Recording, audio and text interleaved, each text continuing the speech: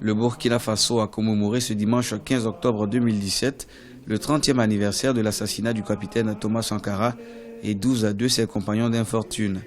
2 ans après que les premières inculpations de cette mort tragique aient été prononcées, les appels à la justice se multiplient et son idéal est plus qu'enseigné aux jeunes. 100 ans après, quel bilan faut-il tirer? Quels sont les enseignements qu'il faut tirer? Et quel est surtout le combat à mener pour que chacun puisse jouer sa partition pour la postérité et pour l'histoire? Mais le combat n'est pas que judiciaire, il est aussi politique.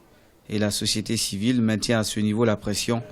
Dans un message qu'elle a adressé ce jour anniversaire à l'ambassadeur de France au Burkina, une coalition d'associations a manifesté son souhait de voir les choses avancer sur le plan international, notamment au sujet de l'identification du corps de Thomas Sankara. Tout doit être mis en œuvre pour trouver des preuves de l'existence du corps du président Thomas Sankara.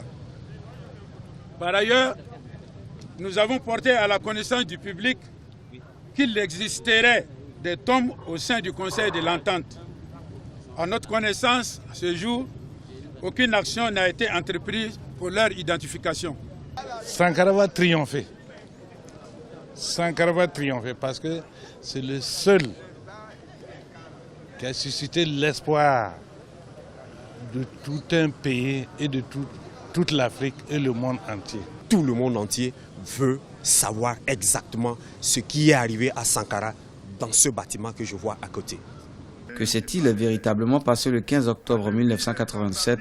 La réponse pour l'instant reste méconnue. Rappelons que plusieurs actes judiciaires ont été commis dans le cadre de ce dossier. 50 auditions ont été tenues au cours de l'année 2017, dont une quinzaine d'inculpations.